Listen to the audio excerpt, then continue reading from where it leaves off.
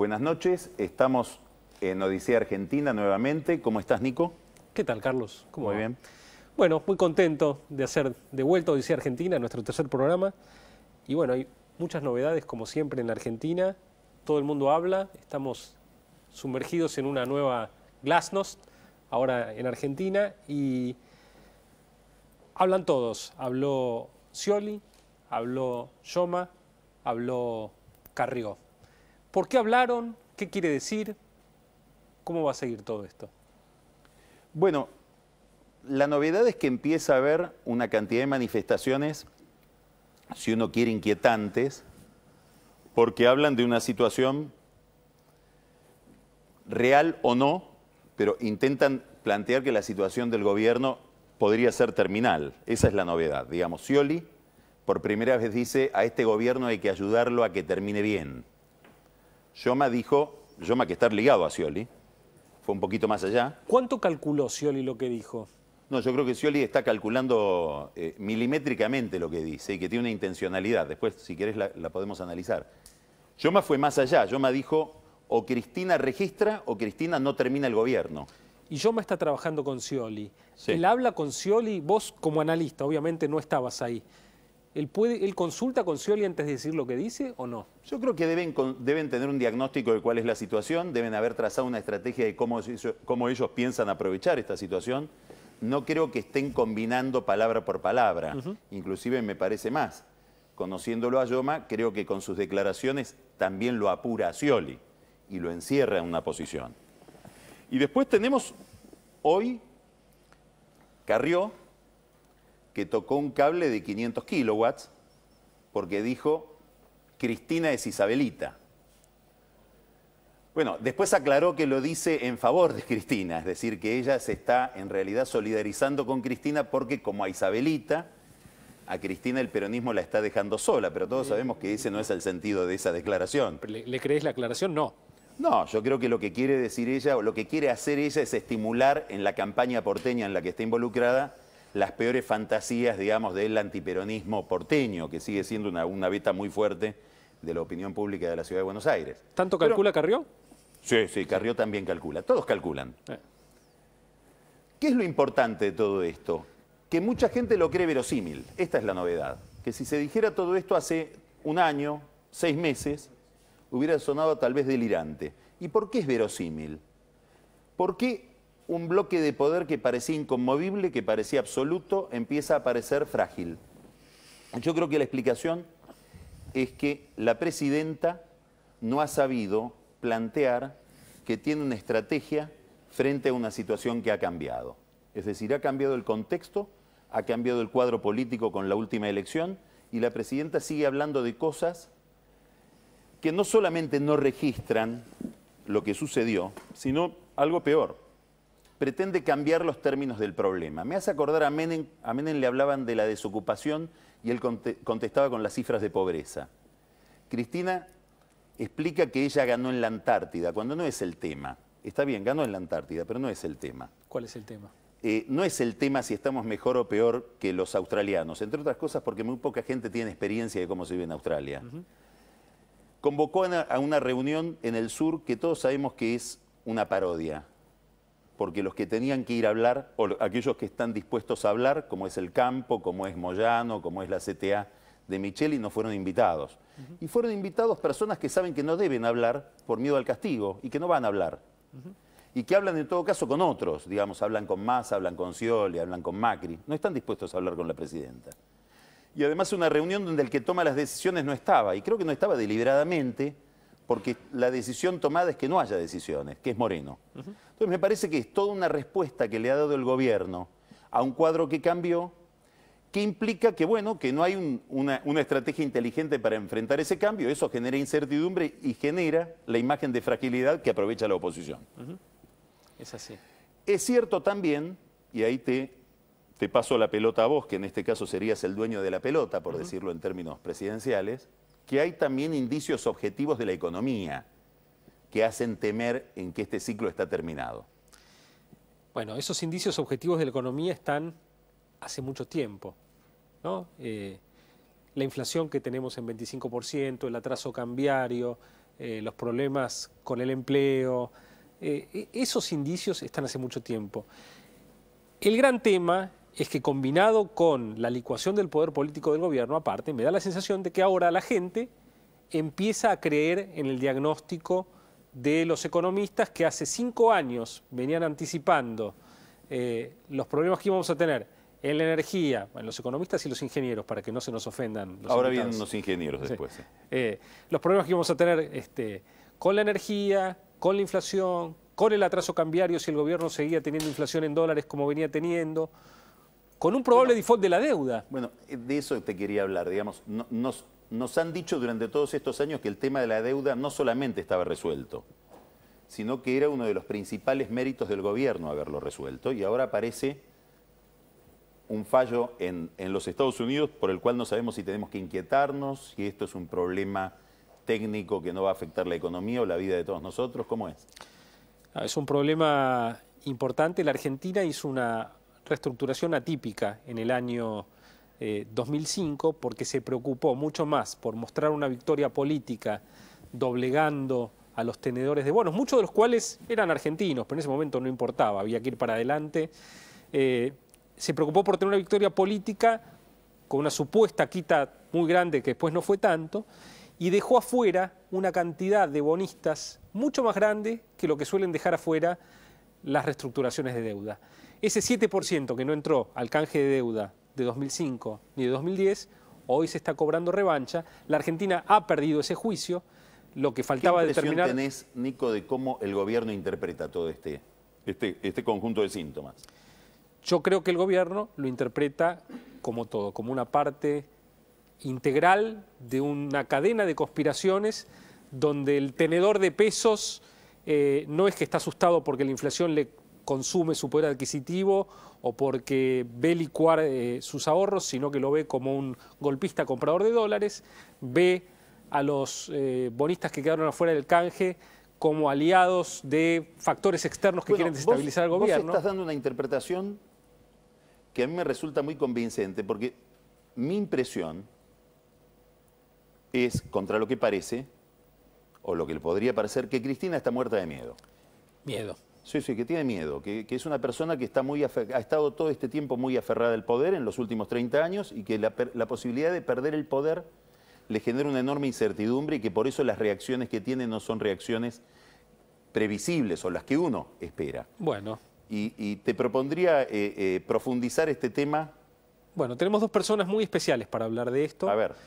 Va a estar con nosotros Alfredo Atanasov, diputado nacional, ex jefe de gabinete en la época en la cual presidía la Nación Eduardo Duhalde, y vamos a hablar un poquito con él acerca de qué implica el manejo del poder, cómo son esos momentos de toma de decisiones tan complicados. ¿Cómo es estar adentro? ¿Cómo es estar adentro? Y vamos a hablar con un psicoanalista, un gran psicoanalista de la Argentina que se llama Hugo Lerner, que también nos va a contar qué sienten las personas cuando tienen el poder, cuando lo buscan y cuando piensan que lo pueden perder, desde el punto de vista humano. Vamos para allá entonces. Bueno. Buenas noches. Buenas noches. Hola. ¿Qué tal, Doctor Lerner? Alfredo? Muchas gracias, Alfredo. Por favor. Bueno, y estábamos hablando justamente de la relación de las personas con el poder, no necesariamente de Cristina con el poder, más allá de que la subjetividad de Cristina es muy importante en la Argentina porque es un país sin sistema, donde las decisiones que toma un presidente con tanto poder terminan teniendo una dimensión colectiva, pero nos gustaría ir a un problema más amplio, que es más general. Sí, yo no hablaría de Cristina porque no la conozco. Claro, por supuesto. Así que como decís bien vos, es subjetivo eso. El tema del poder. Yo recién los escuchaba hablar. En principio es un concepto polisémico, ¿no? Poder puede ser sustantivo, puede ser verbo, puede significar muchas cosas. Ahora, el poder al cual ustedes creo que están apuntando y que les gustaría que yo pueda tirar alguna idea, por lo menos productiva para el diálogo, se refiere a la producción de subjetividad de un individuo y qué lugar ocupa el poder en eso. Sí. Yo diría que el poder ocupa un lugar importante en todos, absolutamente en todo sujeto humano desde que es chico. porque poder puede aludir a puedo hacer tal cosa, que son los primeros movimientos de un chico, después puedo ganar una pulseada, puedo ir al colegio y poder tal cosa. El tema no es tanto el poder, porque el poder está incluido dentro del desarrollo de la subjetividad. Es el uso que se hace del poder en todo caso. Ahora, usted está hablando del poder en el sentido de la capacidad para alcanzar un objetivo en todos estos ejemplos. No solamente. Hay un poder más específico, me parece, que es el placer que se puede obtener en que el otro obedezca mi voluntad. No sé si todo el mundo tiene el mismo placer en esa relación. Bueno, no sé si placer, pero sí por ahí algún deseo, soy psicoanalista, sí, algún deseo oculto de que yo ocupe un lugar de poder sobre otro. Sí. El tema es... Porque hay gente que necesita eso para ser feliz. Yo vuelvo a insistir, no es tanto si lo necesita o no, sino hasta dónde se mete en la subjetividad del otro. Ajá. O sea, yo puedo querer tener poder sobre ustedes, pero si tengo un límite y no los voy a sojuzgar, me quedo con este deseo, porque si no ustedes se tienen que defender de mi poder. Pero yo puedo querer en esta mesa decir, supongamos que los cuatro acá decimos queremos tener más poder uno sobre el otro en cuanto a ver quién tiene el pensamiento más original. Eso no es dañino. Yo creo que lo dañino de un poder, y la historia está llena de eso, es cuando el poder termina sojuzgando a los otros sujetos.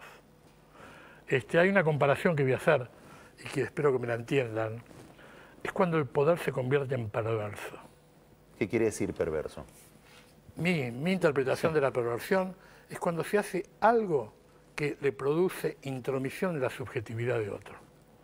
Cuando el otro queda capturado por una decisión en la cual no está siendo consultado, queda sometido, bueno, en política... En alguna medida manipulado. Manipulado, sometido y en función de una decisión que le es ajena. Ustedes me podrían decir, bueno, cuando ustedes se dedican a la política, dirían que el poder en política, un poco quien es gobernado, queda sometido a ese tipo de poder. Pero bueno, ahí se daría una dialéctica de que uno eligió a esos representantes y tendrían que escucharnos para no estar sometidos a esa Después le voluntad. vamos a preguntar qué pasa cuando se empieza a perder eso. Alfredo, vos estuviste ahí en la sala de máquinas mucho tiempo. Uno tiene la sensación, o prefiere suponer, que hay un orden más o menos previsible de toma de decisiones, de consulta, de diálogo, de racionalidad dentro del Estado y en los lugares donde se conduce el Estado. ¿Vos crees que es así? ¿Tu experiencia de estar cerca de los que han tomado decisiones y vos mismo tomando decisiones, crees que esa es la vida ahí adentro? Hay distintas circunstancias, ¿no? Depende mucho de cuál es la situación del país en el momento en el que hay que tomar esas decisiones. Lo cierto es que casi todas son decisiones que vienen sobre la marcha y que no te dejan mucho espacio para el análisis. Naturalmente, por lo general, todas las personas que están en ese ámbito intentan buscar asesoramiento, porque no podés saber todo al momento del análisis. Lo cierto es que vos te levantás a la mañana y te encontrás con 20 conflictos muy importantes. Y es una visión más desordenada, porque vos estás en el foco de la toma de decisiones sin que eso esté mediado por la información de los medios, es decir, que ya te la dan de una manera ordenada, que te sirve o no, pero uno estaba acostumbrado a mirarlo con un orden. Cuando estás como protagonista, te viene todo desordenado. Sí, sobre todo cuando las circunstancias se dan en el marco de un país como Argentina, que desde hace muchos años no tiene un plan estratégico. Entonces no tiene un rumbo claro y definido. Entonces cada cuestión que se plantea en materia de política exterior, en materia de política interior, en cuanto a la economía y en cuanto a otros aspectos, casi que merece un debate en ese momento, porque no, o sea, vos no lo que planteas siempre es que las políticas son la consecuencia de las cuestiones que se vinieron haciendo antes. Sino O sea, hay que un muchas nivel de veces se improvisación muy grande, a tu juicio propio de cómo se trabaja. Creo que la gran diferencia que hay con otros países más desarrollados, que yo he estado investigando cómo funcionan, es que hay un plan. Hay un plan estratégico que va en esta dirección. Sí, entonces ya la cosa es un poco más fácil para ir tomando decisiones. Lo difícil es cuando ese plan no existe en la Argentina desde hace muchos años. Creo que esta es la gran asignatura pendiente que tenemos los argentinos. Y entonces ahí se empiezan a tomar decisiones que no siempre son del todo coherentes. Y creo que esto es lo que uno observa en los últimos tiempos, ¿no? ¿Cómo ve usted el problema de la finalización del poder? De alguien que tiene que dejar el ejercicio de una función a la que está muy acostumbrado, a la que está muy instalado. Sí, es muy difícil, ¿no? Porque está sustentado, lo voy a tratar de describir de la manera más sencilla posible. Hay una palabra que tiene mala prensa, no dentro de cierto sector del psicoanálisis, que es el narcisismo. Cuando se habla de narcisismo se piensa en egoísmo, el que se mira todo el día al espejo, no. Narcisismo es algo que estructura al sujeto humano. Uno tiene un ideal, lo que nosotros llamamos ideal del yo, es un proyecto, tenemos un proyecto identificatorio, cuando llegamos nos sentimos realizados, llegamos al ideal, nuestra autoestima está equilibrada, está en alza, nos sentimos bien. Quien hizo una carrera política quiso gobernar, cuando llegó al ideal del yo. Aunque le haya ido bien o mal, supongo yo, y acá me pueden ayudar, perder el poder es una herida narcisista. ¿Eso qué quiere decir, una herida narcisista? Y es una herida de la autoestima, porque se está encaramado en un lugar de posicionamiento frente a lo social. O sea, nosotros somos sujetos sociales, ante todo. No, por más que yo sea psicoanalista, soy un psicoanalista que entiende que el sujeto se construye de acuerdo a la familia, los instintos, la biología y lo histórico-social. Hay un autor muy importante, Castoriadis, un filósofo, que él dice, el sujeto es un sujeto inmerso en lo histórico-social. Se accede al poder, hay unos otros significativos que me otorgaron ese poder, me lo donaron, donar el poder. ¿Cómo puedo olvidarme de eso también, no? En algún momento. Sí, yo lo he visto. Pensar que es un atributo mío. Exactamente. No que me lo donaron. No que soy un representante, claro, sino que... Exactamente. Ahí ya estamos en un tema ya un poco más patológico, diría. ¿Cómo responden las personas a esa herida narcisista? Es decir, psicológicamente, o sea, ¿cuáles son las respuestas de una persona?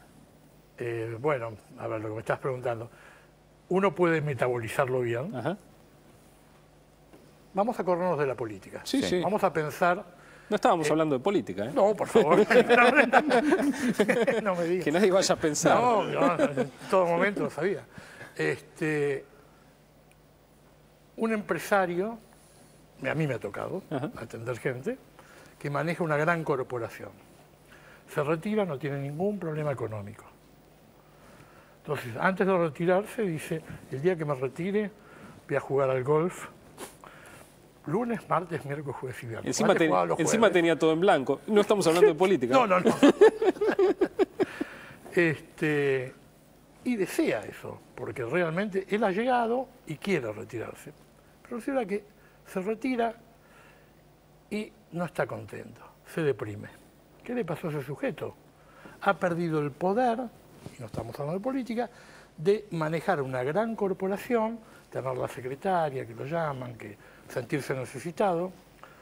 Entonces, frente a tu pregunta, hay dos respuestas posibles. O lo transita bien, porque ha tenido una buena trayectoria identificatoria, la subjetividad de él se ha ido desarrollando bien, o estuvo nada más que apuntalada su autoestima en ese logro. Cuando se quiebra ese logro, se quiebra el sujeto. Eso llevaría a algo que hablábamos antes de empezar el programa con Carlos. La política, digamos, para las personas que hacen política, ¿la política es una necesidad? Digamos, ¿hay una constitución psicológica que lleva a que la política o, digamos, finalmente el poder puede generar un vacío? Digamos... Tantas cosas, ¿no? Sí. Porque no... Hago un paréntesis. Freud decía que había 3 profesiones imposibles. Imposibles. Imposibles. Es una ironía, ¿no? Sí. Gobernar, educar y psicoanalizar. Lo decía como y una ironía acerca de lo ¿Por qué? dificultoso que es. ¿Por qué? ¿Qué tienen en común? No, no, absolutamente. Él lo decía como situaciones complejas. Situaciones complejas. Una trata claramente el sujeto humano individual. Recién Atanasov hablaba de lo que había que crear a cada instante, que no se planificaba mucho.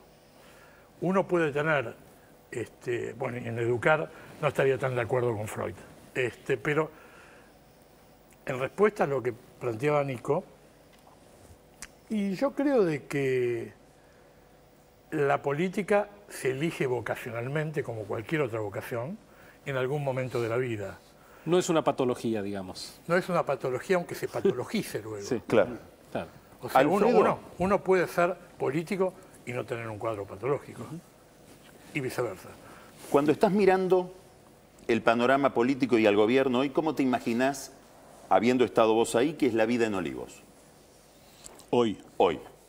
Hoy, después de las primarias, después de las PASO. Hoy puede ser solo mi imaginación. Obviamente, porque sí, yo estamos no voy hablando a de tu Olivos. imaginación. Pero La digamos, imaginación al poder. yo creo que Olivos, la gente supone que Olivos es el lugar de descanso de los presidentes y en realidad es un lugar más de trabajo. Es decir, nadie, entiendo yo, al menos en países como los nuestros, que llegue a presidente de la nación, es difícil que pueda tener una conversación que no esté íntimamente asociada a su actividad como presidente, porque es tan amplia. No hablas de otra cosa. La cuestión que mirás un partido de fútbol y lo estás asociando a alguna cuestión que tiene que ver con el gobierno, con la gestión, con el ejercicio del poder, en todo caso, ¿no?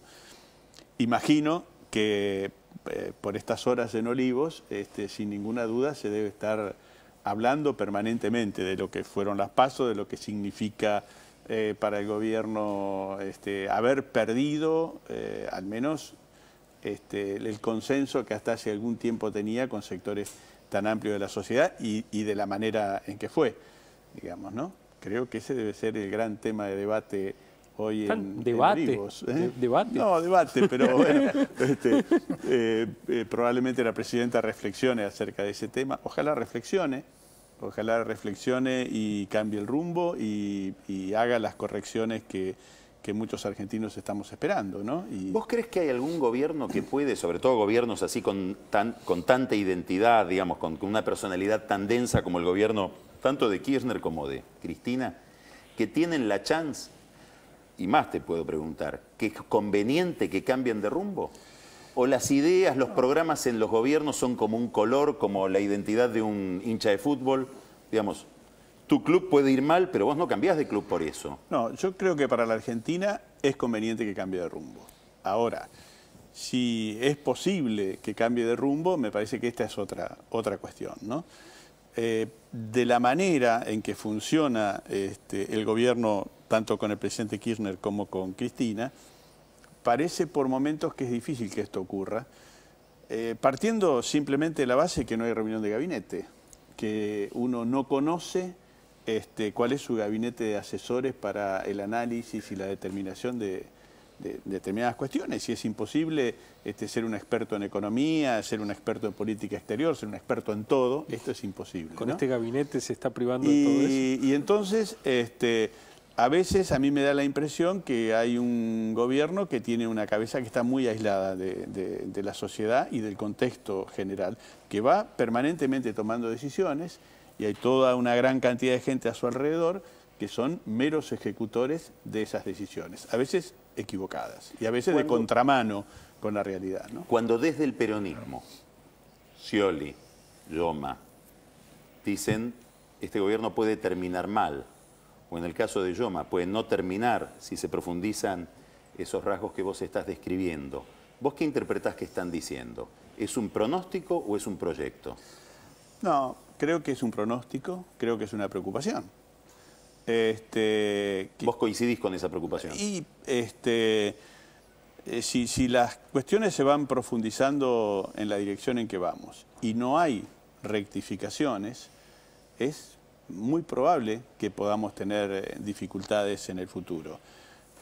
Hay que transitar todavía 2 años más hasta la finalización del mandato de Cristina y Y yo estoy convencido que si no hay rectificaciones en algunos aspectos, le va a resultar difícil poder hacerlo, digamos. Es muy probable que tenga que administrar un Pato Rengo con dificultades si no hay modificaciones. Ahora, si mañana el gobierno acepta que el 60% o el 70% de los bonaerenses no están de acuerdo con sus políticas públicas y empieza a producir modificaciones, es muy probable que pueda recuperar la credibilidad perdida y esto le pueda permitir llegar al 10 de diciembre del 2015 en buenas condiciones. Sería lo mejor para la Argentina, ¿no? Ahora, sin hablar de política, porque de este lado nunca hablamos de política. Imagino. ¿Cómo hace una persona, por ejemplo el presidente de una gran corporación, para curar su herida narcisista? La corporación no anda bien, tiene muchos problemas, en funciones. Es decir, cómo se puede administrar el tránsito de una persona que está golpeada en una compañía con la necesidad de todos los días estar dando la cara, viajando, tomando decisiones. ¿Es difícil? Ahora voy a hablar de política. Porque creo que es muy diferente quien maneja una corporación a quien maneja un país. Quien maneja una corporación, en todo caso, quedará con una herida que será personal y quedará dañada a su familia y su contexto. Creo que en una situación de política, cuando no hay un reconocimiento de que hay una pérdida de poder o se está teniendo una pérdida de poder y no se puede analizar, como decía Tanasov, creo que ahí son muchos de esta familia ampliada que es una sociedad que quedan afectados. Creo que hay gradientes, no es lo mismo el poder del periodismo, que es el cuarto poder. O sea, poder significa muchas cosas, a ser un gobernante o a ser presidente de una corporación. Ahora, ¿cómo se soluciona esto? No creo que la podamos contestar hoy en un ratito pequeño, pero creo que depende mucho de la trayectoria personal que tuvo cada uno. Cuando digo trayectoria personal, es no haber colocado nada más que los logros de la propia subjetividad en el éxito profesional, el éxito de la gestión, en el éxito de eso.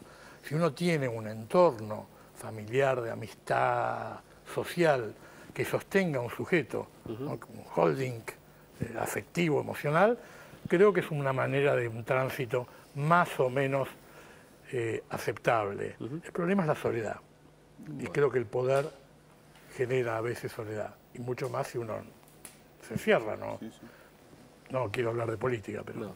Bueno, les agradecemos Muchísimas mucho. gracias. No, por favor, a los ustedes, dos. Gracias. ustedes. Y en el próximo bloque vamos a estar hablando de energía, de el futuro, porque queremos saber el problema que va a recibir el próximo gobierno en 2015 con la cuestión energética en la Argentina. Tenemos a dos especialistas, a Daniel Herold y a Nicolás Gadano, que desde dos perspectivas distintas pero complementarias nos van a ayudar a entender el problema.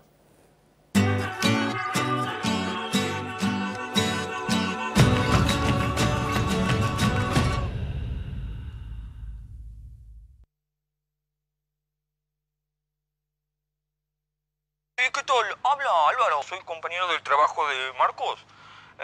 La verdad que sé que no debería meterme, pero bueno, lo veo tan bajoneado que pensé quizás si usted no querría devolverle el DVD, como para que vea alguna película. Sí, Álvaro, encantada. Dígale que venga cuando quiera. Así aprovecha a llevarse la colección de latitas, que se la acabo de sacar a la vereda.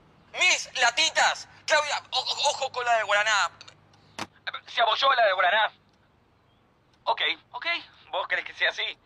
Quiero viajes, me hago una escapada a Brasil y la consigo. ¿Estás ahí?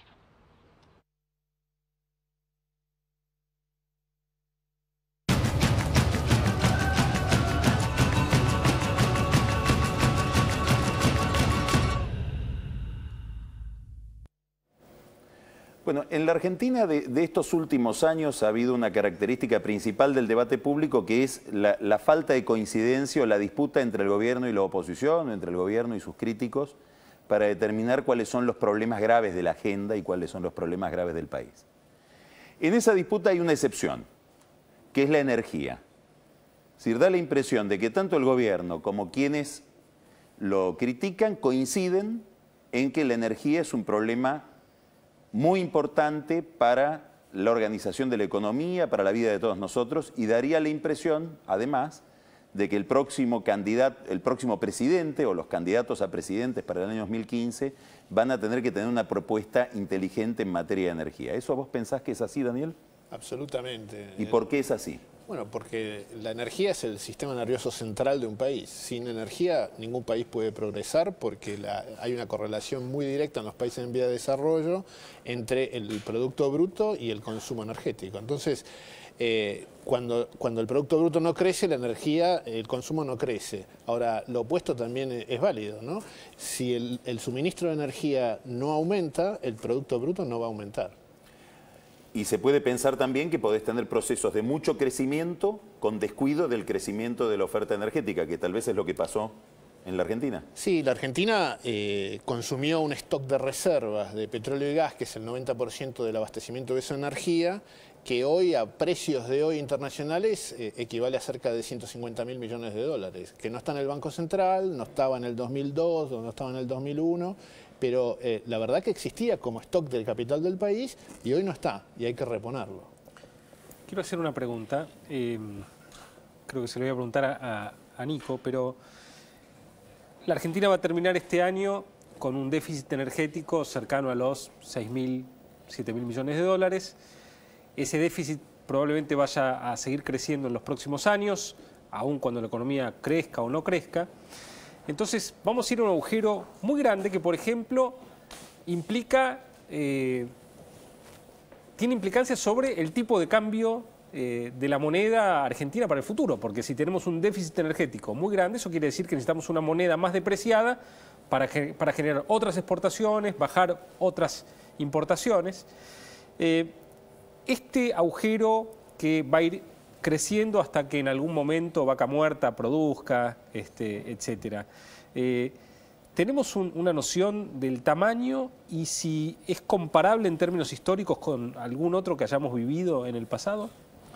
Mira, la verdad que es un doble agujero, ¿no? Porque es el agujero en el sector externo y también hay un agujero en el sistema fiscal.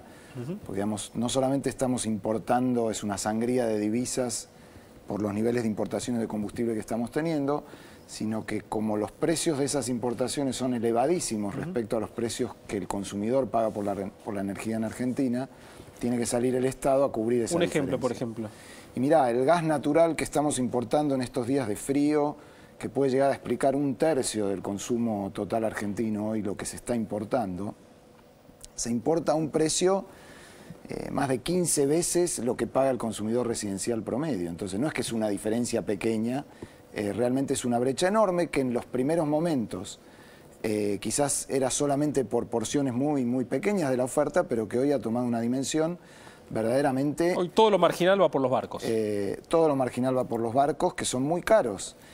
Entonces hay un doble impacto en la macroeconomía, ¿no? Y yo creo que va a llevar bastante tiempo revertirlo y que Argentina tiene que asumir que aún en un escenario en el que eso comienza a dar la vuelta y podemos recuperar la producción lentamente de petróleo y gas, durante un tiempo va a haber que importar, va a haber que seguir, va a haber que reducir esa brecha de subsidios para tratar de que solamente atiendan a los sectores que no pueden pagar esos precios de los combustibles, pero cualquier diseño de programa macroeconómico tiene que contemplar un problema de la energía con el sector externo y un problema también en el fisco. Los dos, tanto vos como Daniel, hablan con dirigentes políticos que les preguntan sobre la cuestión energética porque quieren informarse.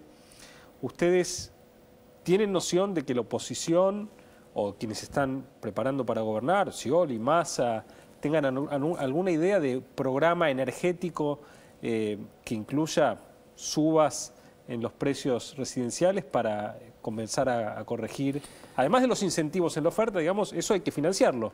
Entonces, ¿la oposición sabe, o quienes piensan gobernar en 2015 saben cómo atacar este problema? Yo creo que la irrupción de las tecnologías de recursos no convencionales, Vaca Muerta, que es una noticia muy positiva, pero quizás se sobredimensiona a veces desde la expectativa de los dirigentes políticos, como suponiendo que rápidamente eso puede no solamente servir para revertir el problema, sino que nos va a dar divisas de exportación. Vos lo que está diciendo es que le da a los políticos la posibilidad de responder fácilmente una pregunta difícil.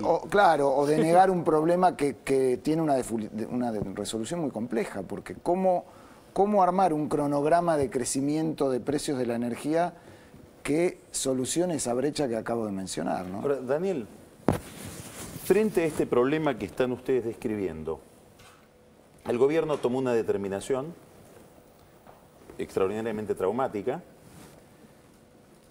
que genera una gran discusión hasta hoy, que es la estatización de los activos de Repsol en YPF. Y al poco tiempo, el presidente de YPF recurre a una multinacional, a pesar de que la estatización se dispuso para huir de las multinacionales, expresamente lo dijo Kicillof, para resolver el problema energético por la vía que mencionaba recién Nico del no convencional, es decir, del shale gas y el shale oil, básicamente vaca muerta. Tengo entendido, vos me dirás si es cierto o no, que dentro del gobierno ya hay un debate respecto de si esta estrategia es la más conveniente y que hay gente, entre ellos Debido, que dicen, no, en realidad lo de vaca muerta es una cuestión de largo plazo que requiere inversiones que no estamos en condiciones de satisfacer, pero además no nos resuelve el problema inminente que tenemos con la energía, que es los próximos 2 años, para que aquí no suceda lo que dice Yoma, que este gobierno termine mal, entre otras cosas, por un problema energético. Sí, claro. ¿Cómo te plantás vos frente a ese debate? Es decir, perdón, Debido, etcétera, lo que recomiendan es volvamos a lo convencional, el pozo clásico de gas y de petróleo y apostemos a eso. Sí. Bueno, lo más importante es reconocer que acá hubo un error de diagnóstico fundamental en la decisión de la confiscación de las acciones de Repsol en YPF, que fue muy traumático, con acusaciones a que las negociaciones para entablar asociaciones con 15 empresas mundiales de primera línea, entre las cuales estaba Chevron, eso era negativo. Porque las que llevaba adelante Repsol. Sí, sí, la empresa en la cual Repsol obviamente tenía una preponderancia con el resto de quienes dirigían la empresa. Bueno, eso fue un error, porque lo que se necesita es eso para el mediano y largo plazo, en una cantidad que es muy superior a la de Chevron solo, porque para darte una idea, la inversión de Chevron comprometida en el próximo año, año y medio, es el 30% menos de lo que la Argentina importó de energía en junio. Entonces, para ponerlo en magnitud, y con todo respeto lo digo, pues es una inversión muy importante. Ahora, el debate es qué podemos hacer en el corto plazo, ¿sí?, que nos ayude a hacer una transición hasta que el largo plazo dé sus frutos. Bueno, para eso hay que hacer un shock. Y yo estoy mucho más cerca del diagnóstico del ministro Debido, que lo tenía en el momento de la estatización y que lamentablemente no se impuso o no lo defendió, no sé cómo habrá sido ese debate, pero la verdad que hay que tratar de maximizar con políticas que sean generales para los 40 operadores que hay hoy en la Argentina, para que todos tengan ganas de invertir y traer plata y no pagarse dividendos. Porque yo estoy convencido de que acá con un plan coherente de shock, que ataque la demanda con precios más altos, que dé incentivos a la oferta en la exploración, en las inversiones de largo plazo, en lo convencional para el corto plazo y el no convencional para el mediano y largo plazo. Bueno, acá se puede juntar un paquete de 40.000 millones de dólares con financiamiento externo, con inversión directa de empresas de primera línea, que solucione el litigio que existe con Repsol. Que anoten los candidatos porque está regalando un plan energético ahora, acá improvisado. ¿Le queda al gobierno algo de credibilidad para un programa así? Porque cuando lanzan un programa plus, porque este gobierno siempre va sobre lo marginal, ¿no? El pasado no lo reconocemos y hacemos el plus. Ahora me sacás 1 litro más de petróleo de este pozo y te lo pago. Después dan de baja el plus porque no hay plata y ponen el plus plus y el plus plus plus. Entonces, sí, son señales de mejora, sí. Ahora, como le dije a una persona importante dentro de YPF, dentro de un año vamos a estar charlando sobre estas mejoras y vamos a estar muertos quizás, porque no vamos a tener nafta o no se va a poder importar toda la energía para la industria. Acá hay que hacer una política de shock. Y yo creo que la presidenta tiene la credibilidad, y es posible, porque la credibilidad que tendría el reconocimiento de un problema gigantesco que tiene para la Argentina, no para este gobierno, para la Argentina, hacia adelante, en girar en sus políticas y causar una sorpresa con un plan coherente, integral. ¿Un plan Houston, vos decís algo como lo que hizo Alfonsín cuando giró en aquel momento? Fue en alguna medida sí y de mayor magnitud, porque yo creo que si la presidenta va a Houston, va a New York, va a Calgary, va a Londres y dice, señores, yo voy a encarar un plan, voy a arreglar esto, voy a entablar negociaciones Porque hay que serias ir a Madrid con Repsol. también, ¿no? Entre otras cosas. Voy a entablar negociaciones serias con Repsol y voy a pedir que haya financiamiento genuino que se va a enterrar en la cuenca neuquina, en el Golfo de San Jorge, en Mendoza, en Tierra del Fuego, en Santa Cruz, en Salta, en Jujuy, en Formosa. Yo creo que tendría una respuesta increíble y que diga, mañana llévense todos los dividendos que quieran, yo puedo afirmar que no va a haber una sola empresa tratando de llevarse plata, sino de traer. Estoy seguro. Nicolás Gadano es el autor de uno de los libros, a mi juicio, más interesantes que se han escrito de historia en los últimos años en la Argentina. Tiene un título engañoso porque se llama Historia del Petróleo, y es más que una historia del petróleo, pero básicamente obedece al título. ¿Cómo mirás desde el punto de vista de la historia del país que nos estemos encontrando cíclicamente con el problema energético y que lo abordemos casi siempre como un problema fiscal, ¿no? Es decir, pensamos la energía desde las cuentas del Tesoro porque ya no da la posibilidad de subsidiar. En realidad nos vamos encontrando con esa distorsión. Sí, a mí ya se ha hablado y se ha escrito mucho en el caso de Chevron del déjà vu histórico de que fue la misma empresa con su nombre anterior, Standard Oil de California, la que negoció con Perón en circunstancias muy similares, es decir, todos unos años de una expansión económica exagerada, sostenida en parte en precios de la energía muy bajos, un desequilibrio de la balanza comercial y un estrangulamiento del balance de pagos parecido al que tenemos hoy, y Perón, que había puesto en la Constitución que el petróleo era inalienable e imprescriptible, se pone a negociar con las empresas. Y Frondizi le escribe un libro en contra... A mí lo que me preocupa es que se repita el futuro, digamos, ¿no? Porque eso pasó y Perón hizo el giro. Ahora, ¿qué pasó después? Durante muchos años, y ahí viene lo de Frondizi 3 años después, y los contratos anulados por Ilia algunos años después de Frondizi, durante muchos años Argentina vivió en una inestabilidad crónica y recurrente y con una imposibilidad de definir una política energética equilibrada, razonable y duradera en el tiempo. Y paradójicamente en la Revolución Libertadora que derrocó a Perón, que fue el mismo gobierno que nos llevó al Fondo Monetario, ¿de acuerdo? En la política petrolera, por antagonismo con esos contratos que había querido firmar Perón, anuló cualquier contrato externo, pretendió que YPF hiciera todo por sí misma y obviamente no pudo llegar a ningún resultado. Entonces, me preocupa que de acá en adelante la discusión política en relación a la política energética quede presa de esta dinámica que nos lleve a que de cara al futuro ni siquiera podamos, aún hoy, que pareciera que, como vos decías, hasta el gobierno, después de años, reconoce que hay un problema energético y que las condiciones económicas en las que se mueve el sector son importantes, aún pese a ese diagnóstico compartido, Argentina siga sin poder tener un diagnóstico compartido de las políticas. Ahora, me da la sensación de que hacia todo tu comentario vos le reemplazás la palabra energética por monetaria, cambiaria, política exterior. No va a diferir mucho de lo que le ha pasado a la Argentina con la mayor parte de sus políticas. Bueno, pero allí creo que la diferencia es que hoy no hay demasiado consenso entre el gobierno y la oposición en el diagnóstico de la inflación, ni siquiera porque es más se la abstracto reconoce. y acá hay que bajar un Yo creo que el botón y que se gobierno prenda la durante luz. muchos años descuidó el sector energético, pero ha sido tal la magnitud de la crisis, es tan notorio el problema, que ni el gobierno puede dejar de reconocer.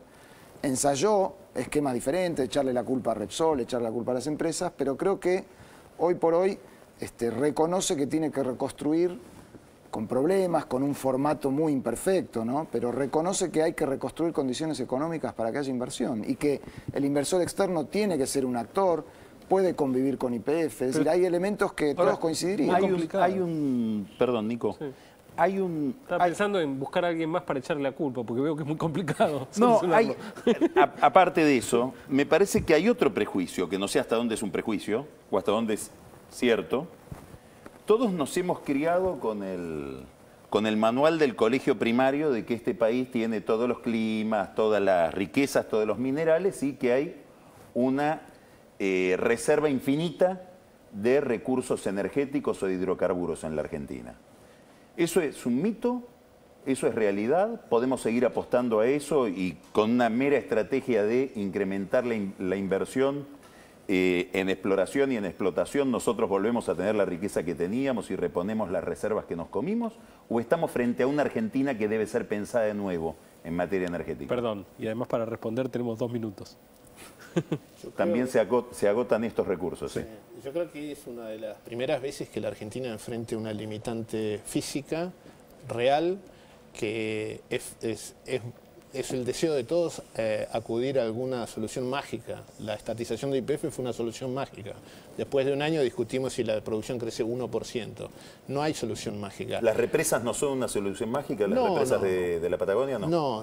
No, de ningún modo, porque eso sirve para el empuntamiento en la hora de mucho frío, como es esta noche, pero no de base. Sí. ¿No? Entonces la Argentina tiene una limitante importante, que puede mejorarla, pero yo no creo que haya los recursos como para salir y solucionar y volver al status quo que existió a inicios de la década del 2000 o durante los 90. Yo no creo que haya eso. Todo lo que queda es muy laborioso. Por eso me parece que quien sea presidenta, incluido la actual presidenta, creo que tiene que tomar este tema como una política verdaderamente de Estado. Creo que lo que dice Nicolás es muy cierto, por lo que yo conozco en la oposición, en los que quieren ser presidentes. Hay una idea de que acá hay un problema muy grave del país que es estructural y que entonces hay que pensarlo. Ahora, lo tiene que pensar gente que conozca del tema, me parece. Ahora, el presidente va a tener que ser un experto y va a tener que dedicarse a ser un experto, porque a la vez es una gran oportunidad, porque para permanecer en el poder, como quiere cualquier político, creo que este tema hay que solucionarlo, porque la verdad es que nosotros todo lo que crece la demanda lo importamos hoy. Y eso no es sustentable porque afecta a los que consumimos.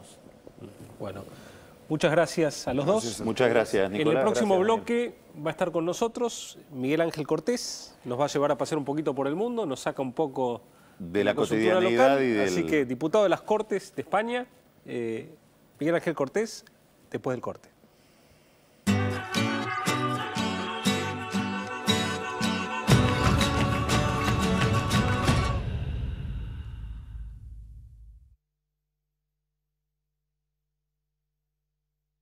Hola, llamaba para pedirte una napo con fritas, ¿puede ser?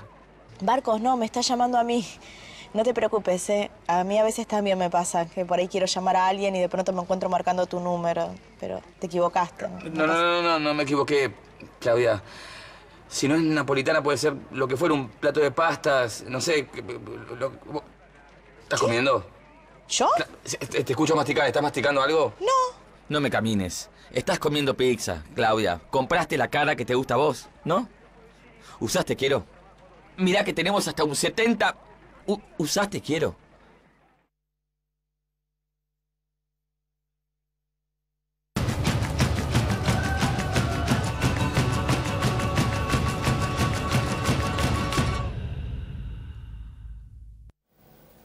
Bueno, estamos con Miguel Ángel Cortés, que es, además de diputado del Congreso español, es uno de los españoles que más conoce la Argentina, ha estado al frente del área de Iberoamérica en la Cancillería española, es una mente brillante y vamos a aprovechar todo eso haciéndole algunas preguntas esta noche aquí en Odisea Argentina. ¿Cómo estás, Miguel Ángel?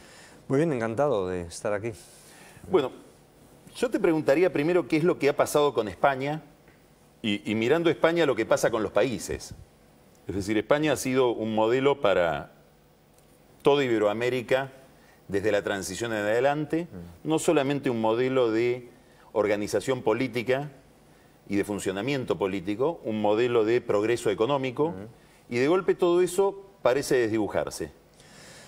España ha sido un modelo mientras hizo las cosas bien, ¿no? Y durante toda la transición, hasta la llegada de Zapatero, las cosas se hicieron muy bien, tanto con los gobiernos de la OCDE como con un largo periodo socialista, como con los 8 años de gobierno de Aznar.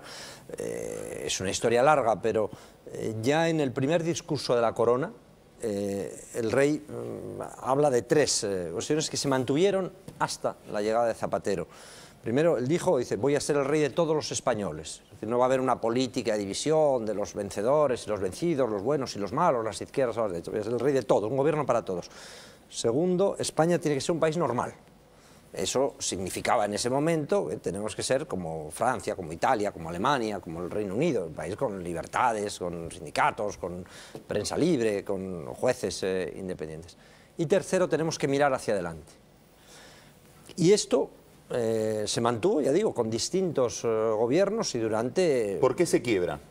Se quiebra porque llega un gobierno sectario, un gobierno incompetente, pero sobre todo un gobierno sectario. Es decir, el mayor daño que ha hecho Zapatero y esa etapa a España no ha sido económica, ha sido política. Es un gobierno que intenta dividir a los españoles en todo lo que pueda. Es más, cuando pueda haber puntos de acuerdo, provoca romperlos para que haya unos y otros. Es un gobierno que en vez de tomar como referentes los países de nuestro entorno, pues busca alianzas de civilizaciones, Venezuela o otras cosas raras, y es un gobierno que gobierna con el retrovisor. En vez de la idea de la superación... Está hablando del gobierno de España, ¿eh? Estoy hablando del gobierno de España. Lo entiendo. Ahora, Miguel Ángel... Es que a los países les pasa todo lo mismo.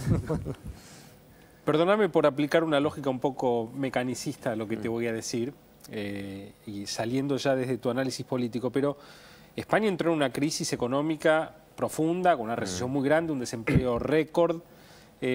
Ahora, esa crisis se parece mucho a la de otros países europeos que no tuvieron a Zapatero, pero que tuvieron en común con España sistemas financieros que crecieron hasta 200 y tanto del PBI, con booms inmobiliarios que creo que no lo generó Zapatero. Es decir, y eso lo tuvimos en Irlanda, en España, en Portugal.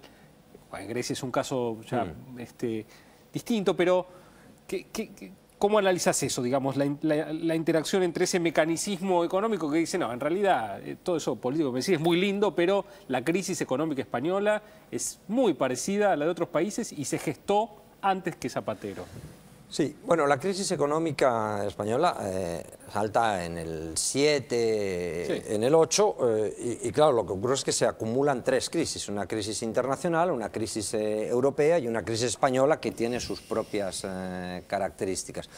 Pero la prueba de que hay momentos mejores y momentos peores según la acción política es que hay 8 años de gobierno de Aznar en que en España se crean 5 millones de puestos de trabajo, en que España tiene unos niveles de crecimiento, de bienestar en todas las magnitudes, y luego hay 7 años de Zapatero en que ahí está el balance. Es decir, la España que recibe el gobierno de Aznar no cumple ninguno de los requisitos que tenían los países europeos para ingresar en el euro. La España que recibe el gobierno de Rajoy está en crisis en todas las dimensiones. Luego se pueden hacer buenas políticas que tienen buenas consecuencias y malas políticas que tienen malas consecuencias. Dicho lo cual, es verdad que había una crisis internacional y que la sigue habiendo, es verdad que hay unas dificultades europeas que trascienden lo nacional, y es verdad que cosas que se hicieron en etapas de bonanza, visto ahora, se ve que hubiese sido mejor no hacerlas, sobre todo las cuestiones inmobiliarias. Vos estás planteando algo que tiene mucha relación con lo que sucede en la Argentina, digamos, o con la interpretación que muchos tenemos de lo que sucede en la Argentina, o lo que ha venido sucediendo, que es el enorme impacto que puede tener la política sobre la economía. ¿Qué debe esperar la buena economía de la buena política? Cuando yo dejé el gobierno me pidieron que fuese a dar unas clases a una universidad sobre relaciones internacionales. Lo he hecho todos los años desde entonces. Yo les pido a mis alumnos que hagan un ejercicio, para lo que tienen fácil encontrar los datos, ¿no? Que hagan una lista, 3 listas de países ordenados por 3 criterios: nivel de desarrollo, de bienestar, nivel de democracia, de institucionalidad, nivel de corrupción. Para eso hay muchos índices por ahí. La sorpresa de los alumnos es cuando hacen las listas, la ordenación de los países, las 3 listas coinciden, casi milimétricamente. Los países que tienen mayor bienestar, no mayor renta, sino mayor bienestar, son los países que tienen mayor democracia, mayor institucionalidad, separación de poderes, independencia de la justicia, y son los países que tienen menos corrupción. Por contra, los países que tienen más corrupción son los que tienen menor bienestar, menor desarrollo, y son los que tienen una institucionalidad más débil. La coincidencia es... Eso funciona en cualquier país. Yo no creo que haya unos caracteres en el ADN de un país o de otro que le lleve a hacer las cosas peor, ¿no? No. Es la política la que condiciona a los seres humanos, que en el fondo funcionamos todos por criterios muy parecidos. Así es. El tipo de integración internacional, el tipo de relaciones exteriores que tiene un país, ¿cuánto pesa en esa ecuación a tu juicio? Bueno, pesa crecientemente más, siempre ha pesado, pero crecientemente más con la globalización, ¿no? No se puede vivir aislado, es real funcionar fuera de la realidad, ¿no? De unos gobiernos donde las decisiones que se toman en unos sitios o en otros nos afectan de una manera tan clara. Y claro, el comercio, la inversión exterior y tal son elementos claves de desarrollo. Al mismo tiempo esto se produce en la medida en que haya garantías, en que haya fiabilidad, en que haya seguridad. Muy cortito, Miguel Ángel. ¿Está empezando a salir España? ¿Hay alguna señal alentadora en el sentido de que España está empezando a dar vuelta la página o todavía no? Hay señales en estos momentos claramente alentadoras. En los últimos días hemos tenido datos muy positivos en la balanza exterior, ha habido una inversión, una inflexión en el deterioro del empleo y también en el crecimiento. La bolsa ha subido, la prima de riesgo está en los niveles más bajos, es decir, claramente las políticas que se han tomado y el haber resistido a la intervención que se tuvo sobre la mesa durante mucho tiempo está dando resultados, pero todavía nos queda mucho. Bueno, vamos a ir terminando. Lo que decías, Miguel, sobre las decisiones que se toman en política internacional y el diseño de las relaciones exteriores me hacía pensar en que hoy a la tarde hubo una novedad, que es que hubo una reunión de urgencia del Consejo de Seguridad de Naciones Unidas ante la aparición de 1.300 muertos por armas químicas en Siria. La presidenta fue a Nueva York hace un mes para darle una relevancia de primer nivel al hecho de que la Argentina preside por turno este turno del Consejo de Seguridad de Naciones Unidas. Sin embargo, no escuchamos todavía una sola palabra del gobierno nacional que preside el Consejo de Seguridad respecto de esta crisis.